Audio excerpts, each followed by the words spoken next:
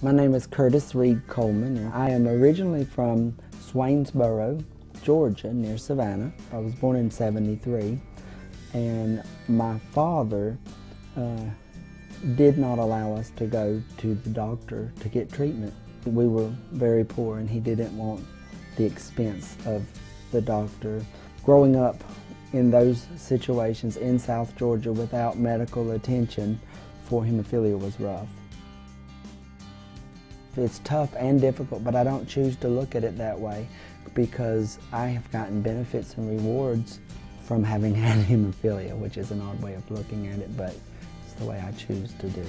I see hemophilia as a blessing in my life. Everyone was giving their own cross to bear, essentially, you could say.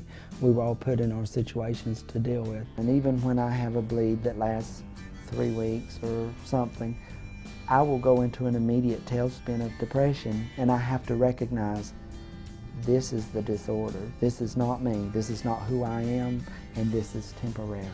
Even though I've had a lot of turmoil within our social issues within the family, my hemophilia has been a blessing instead of a curse.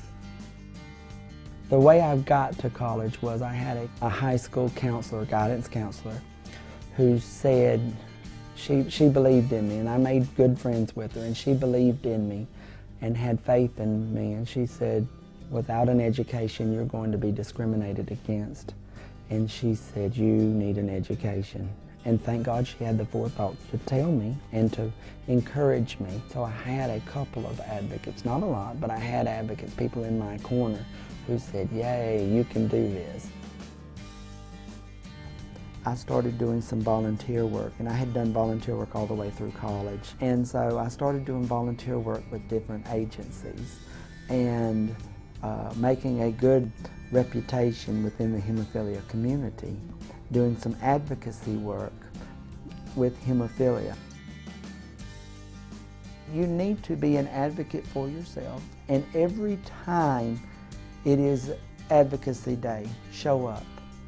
After you get home, thank them for listening to you, for accepting you in their office, and remind them why you were there.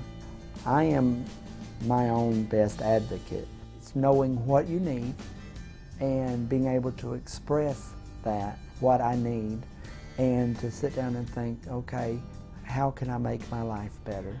What is it that's going to take to make my life better? Take your own situation and take it into your own hands and make the best that you can out of it.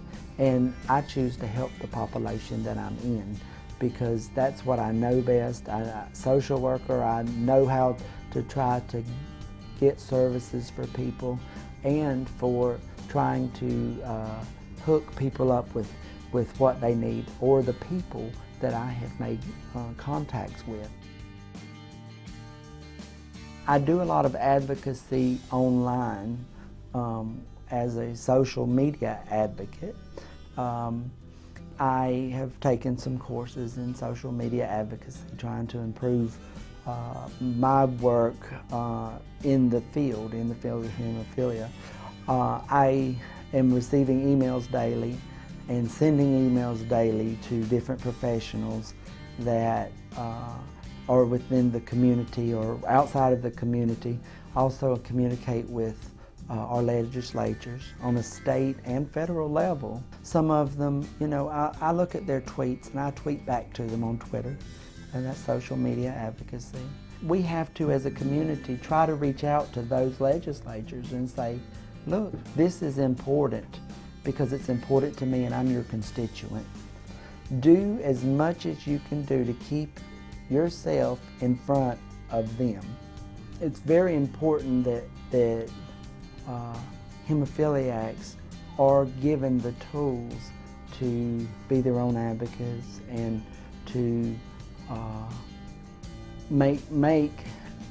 be able to make a living for themselves, be able to give self-worth, for them to be able to receive help, and yet if they receive a little help, they'll give more back. With this disorder, it is possible to educate our members it is possible to get them active in advocacy and their families active in advocacy from childhood on.